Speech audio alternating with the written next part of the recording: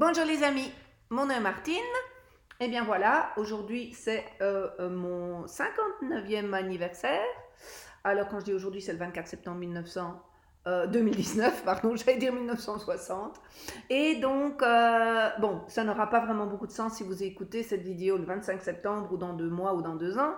Mais je le mentionne parce qu'en fait, ce sont souvent les jours d'anniversaire ou les jours de Nouvel An qu'on prend des décisions. Et ça fait déjà un petit temps que j'avais vraiment envie de faire des vidéos sur des sujets qui m'importent et je me suis dit que certaines de ces informations pouvaient vous intéresser.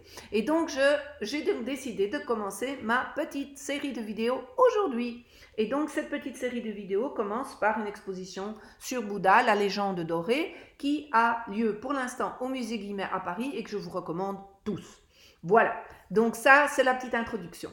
Alors, pourquoi Bouddha?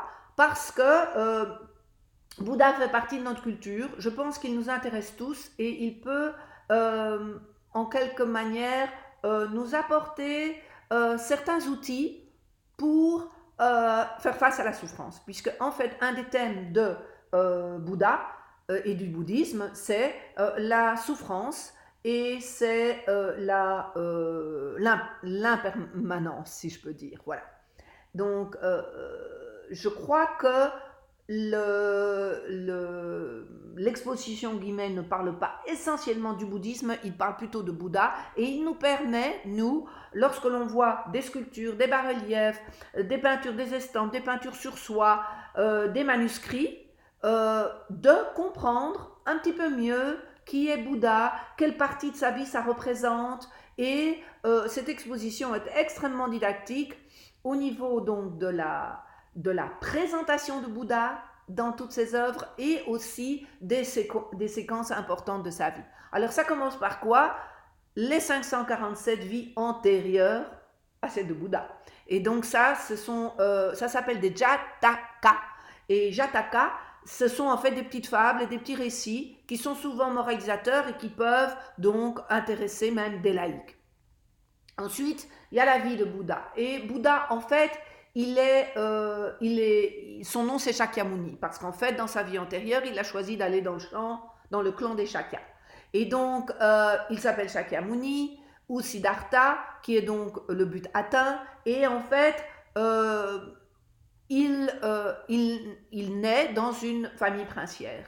Et quand il naît, selon la légende, il sort du flanc de sa maman qui s'appelle Maya, il fait 7 pas vers le nord, ensuite il a une main vers le sol, une main vers le ciel, et il se dirige vers les 3 autres points cardinaux pour montrer qu'en fait, il englobe l'entièreté de l'univers, symboliquement. Et donc à ce moment-là, déjà, bon, il sait qu'il y a quelque chose qui va se passer dans sa vie, quelque chose d'important. Et de fait, c'est un enfant qui est éveillé dès son plus jeune âge et il décide d'obéir à son père, de se marier, d'avoir une femme, mais il veut absolument savoir ce qui se passe en dehors du palais. Il sort du palais, il y a 4 voyages et 4 rencontres. Un vieillard, un malade, un mort et un religieux. Et bien sûr, ce sont toutes les questions existentielles qui lui sont lancées à la figure. Et il revient au palais, donc il crée sa famille, et puis il décide de partir. Et toutes ces phases sont extrêmement bien visibles dans l'art qui tourne autour de Bouddha. On le voit enfant, on le voit sortir du flanc de sa mère, on le voit enfant, on le voit faire ses pas, on le voit quitter et avoir les 4 fameuses rencontres, et on le voit aussi le jour où il décide de quitter tout à fait le palais, de se démunir de tous ses attributs de prince, et il se coupe les cheveux. Donc si dans un bas-relief, vous voyez qu'il se coupe les cheveux, eh bien c'est le moment où il change de vie. Comme nous, on va chez le coiffeur parce qu'on a un changement peut-être émotionnel et on se dit on change de couleur de coupe, ce qui n'est pas toujours mon cas d'ailleurs, je dois bien l'avouer, j'ai toujours la même tête. Mais je veux dire, c'est souvent une des raisons et c'est souvent symbolique de changement dans la vie. Donc, en fait, il sort du palais et on peut aussi voir très souvent dans certaines œuvres aussi, il est sur un cheval et les sabots du cheval sont protégés pour ne pas faire de bruit, ne pas éveiller les gardiens ou sa famille. Et donc il quitte le palais et il y a l'autre phase de sa vie qui commence, qui est sa phase en tant qu'ascète. C'est-à-dire il est représenté affamé et là, il va rester pendant 6 ans dans cet état où, quelque part, il va, il va chercher cet état éveillé qu'il peut déjà entrevoir ou percevoir. Mais il y a le dieu donc Chakra, qui est le dieu de la lyre, qui va venir chez lui et qui va pincer 3 cordes. Il y en a une qui est trop tendue, l'une qui n'est pas assez tendue et celle du milieu. Et il va comprendre que c'est en pinçant la corde du milieu que le ton et le son est juste et harmonieux. Et ça va apprendre donc au futur Bouddha que la voie du milieu est la voie à suivre. La voie des extrêmes n'est pas bonne.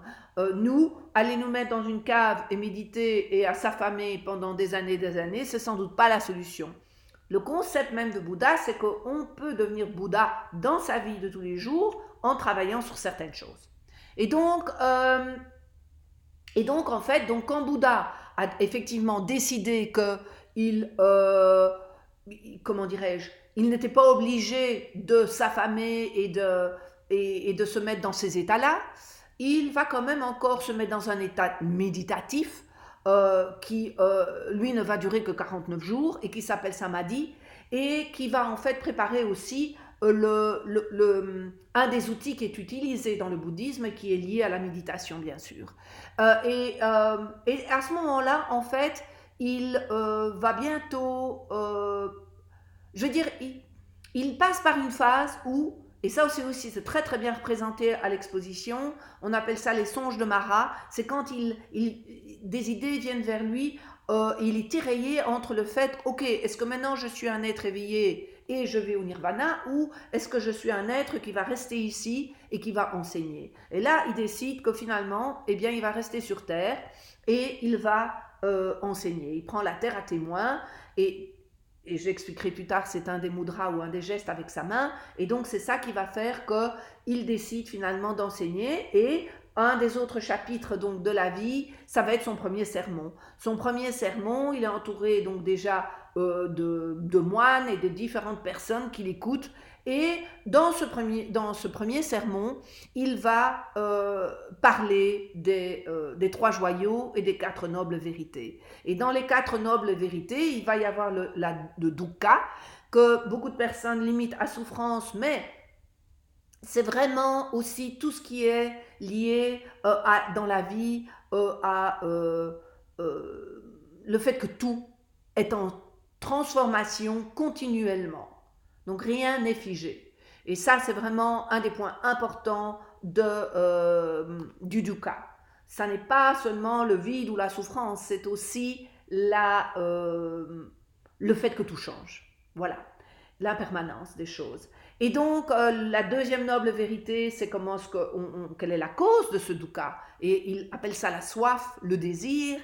Et la troisième, c'est évidemment comment on arrête la cessation du dukkha. Et le dernier, c'est le sentier vers la libération ou le nirvana. Et les 3 joyaux, eh bien, ils sont forcément Bouddha, ils sont aussi Dharma, c'est-à-dire l'enseignement de la loi de la roue de la vie, de l'existence, la loi. Et ensuite, il va parler de la communauté, qui est très importante parce que c'est elle qui va relier les différents... l'information, parce qu'à cette époque-là, bien sûr, tout était oral, et donc il était très important d'avoir des moines qui écoutent Bouddha et qui, quelque part, vont pouvoir rapporter ses propos. Alors ici, par exemple, dans le bouquin, j'ai gardé cette page-ci, donc ça s'appelle, je ne sais pas si voilà, je vais essayer de le mettre très bien, voilà. Donc ça, c'est donc la roue de la vie, et donc on voit très bien qu'au centre de cette roue, on voit les 3 poisons qui génèrent l'enchaînement dans le samsara, c'est-à-dire le cycle sans fin. Il y a un porc qui symbolise l'ignorance, un coq ou un pigeon qui symbolise la colère, et un serpent le désir. Et donc, la roue de la vie, qui s'appelle aussi Bhava Chakra, c'est en fait une représentation des différentes possibilités de renaissance offertes aux fidèles en fonction des mérites et des démérites qu'il a accumulés au cours de ses expériences. Voilà. Et donc, dans ce livre, qui est donc un des 2 livres de l'exposition, il y en a un autre qui est celui-ci, qui est un petit peu plus épais et qui reprend vraiment tout ce qui est exposé. Mais ici, la qualité des photos est absolument magnifique. Alors, par exemple, ici, j'arrive justement sur un autre élément. Bon, alors pour en terminer d'abord avec Bouddha, donc Bouddha, pendant, je ne sais plus si c'est 49 jours, il médite, et puis 45 ans, il passe son enseignement. Donc vraiment, 45 années de sa vie à enseigner autour de lui, et il a eu le temps euh, de se faire entendre. Et donc, ce qu'il faut savoir, c'est que bon, Bouddha, on parle de 2600 ans, hein, jusqu'à nos jours, et bon, après son départ, donc dans le nirvana, et bon, après il y a des scènes aussi qui sont reprises du crématorium, etc., etc. C'est vraiment de la naissance jusqu'à la fin physique de Bouddha. On peut retrouver toutes ces étapes dans les sculptures ou les différentes pièces exposées à l'exposition. Mais je veux dire, ce qui est vraiment important, oui, ce que je voulais dire, je perdais mon fil, c'est que bon, les moines oralement donc, ont d'abord transcrit ce qu'ils appellent le Vinaya, c'est-à-dire les règles monastiques. Et c'est seulement au 1er siècle après Jésus-Christ, il y a eu des tas de manuscrits dans différents pays d'Asie, puisqu'en fait, le point de départ, c'est en Inde, Bénarès, et ensuite près de Bénarès, et après ça s'est étendu dans tout au Népal, en Inde, j'éteins ça, pardon, euh, et après, bon, ben oui, c'était dans tous les pays d'Asie, et c'est seulement au 1er siècle après Jésus-Christ que l'on a en fait euh, compilé toute l'information, tous les textes que l'on avait sur le bouddhisme. Alors j'espère que je ne vous ai pas dit des bêtises parce que j'étais un petit peu perturbée par le coup de fil, mais bon, voilà. Ce qui est très intéressant aussi dans cette exposition, c'est que, en tous les cas, ce que je vous dis, c'est ce que j'en ai retenu. Alors, vous gardez les grandes lignes. Ce qui est très intéressant, c'est que bon, donc ils nous ont montré les différentes étapes de la vie et on peut les retrouver donc dans les différentes œuvres. Mais alors, ils nous expliquent aussi les mudras et ils nous expliquent les postures et les gestes du Bouddha. Donc là, par exemple, vous voyez que je ne... Voilà, cela. Voilà, je ne sais pas si on voit. Et donc ça, c'est l'absence de crainte. C'est quand il met sa main comme ça, elle peut être comme ça, elle peut être comme ça. Et je crois que ça, c'est Abhaya Mudra. Alors, il y en a quelques-uns qui sont stipulés dans l'exposition. C'est vraiment intéressant. Donc là, par exemple, on en a un autre. Oups, que je ne dise pas. Voilà. Et donc ça, je pense que c'est le mudra de l'enseignement. Que je ne dise pas de bêtises. Alors, non. Celui-ci, voilà. Celui-ci, c'est le Bouddha faisant le geste de l'argumentation. Celui-ci, c'est le Bouddha de l'enseignement qui nous montre qu'il y a un lien, c'est comme s'il tenait la roue entre ses mains. Alors, il y en a un que vous connaissez très bien, c'est celui-ci, qui est donc la méditation. Et donc, celui-ci s'appelle le Dhyana Mudra. Et on en a oublié un autre, je crois que c'est le don. Où est-ce qu'il est le don? Bon, il n'est peut-être pas repris ici. Mais le don, en fait, est représenté comme cela. C'est quand il met sa main vers l'avant et c'est comme s'il tenait le bol à aumône. Voilà. Et donc, ça aussi, c'est très intéressant dans cette exposition parce que elle explique donc les différentes positions quand il marche, quand il est assis. Oui, il y a aussi un mudra à la terre quand il est assis en tailleur et qu'il touche la terre, c'est qu'il prend la terre à témoin. Donc, cette exposition nous montre donc les mudras, Elle nous montre les différents, dans quel pays d'Asie donc le bouddhisme s'est développé, comment il s'est développé, quels étaient les styles. Et, euh, et donc vraiment, ça nous éclaire sur un ensemble de choses et aussi l'importance, bien sûr, des moines qui ont permis, et ça, je l'ai dit dans les trois joyaux, c'est vraiment important parce que c'est par les moines que la parole orale a été transcrite et est arrivée jusque parmi nous aujourd'hui. Donc voilà, donc ça c'est en fait en gros ce que l'on peut trouver dans le Bouddha, la légende dorée. Maintenant, si je devais rajouter quelque chose, c'est qu'il y a une magnifique librairie au musée et j'y ai acheté bien sûr plein de bouquins. Et donc, un des bouquins que je suis en train de lire pour l'instant, c'est l'enseignement du Bouddha, d'après les textes les plus anciens. Okay, et donc, il s'appelle Walpola Rahula.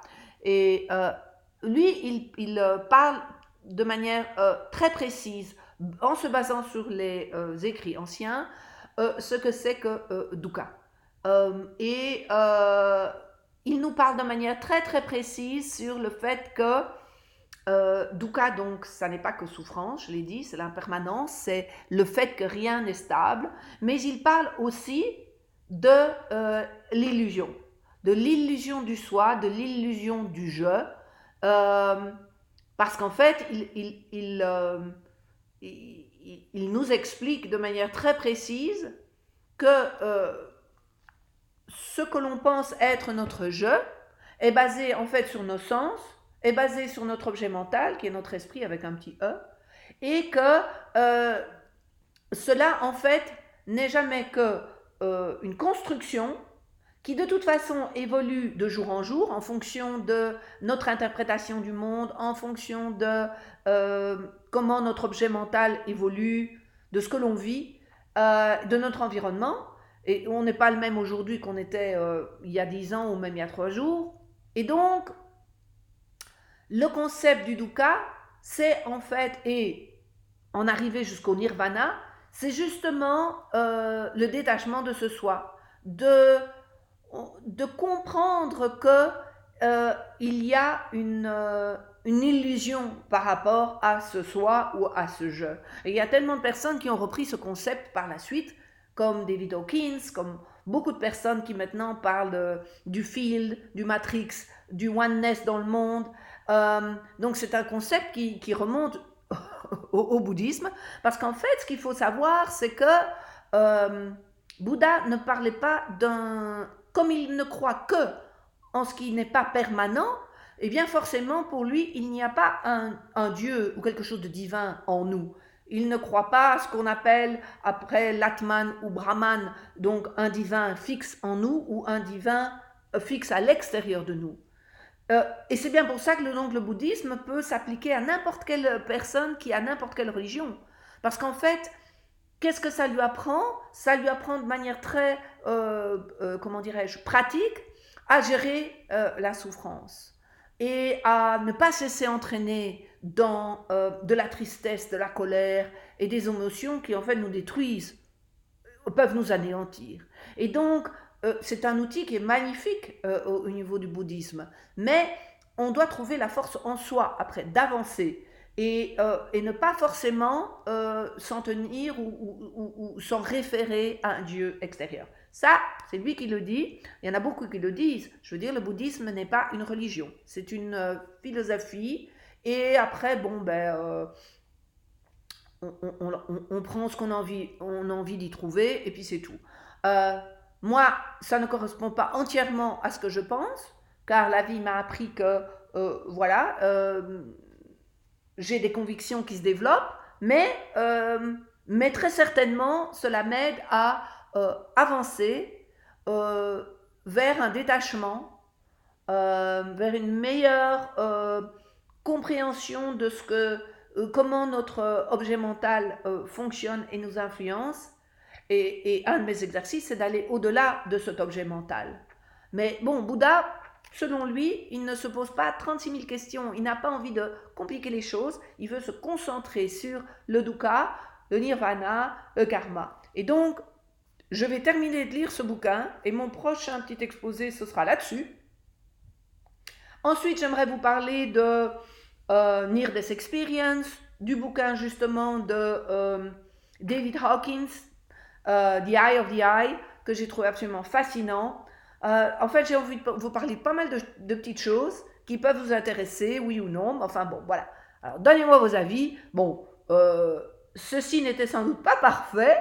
J'ai peut-être dit des bêtises, mais en tous les cas, mon but était de partager certaines informations avec vous et surtout de vous inviter à aller voir cette exposition au musée Guimet qui pour moi est absolument incroyable et leur bibliothèque est aussi incroyable. Il y a une quantité invraisemblable de bouquins qui sont les plus intéressants les uns que les autres. Voilà.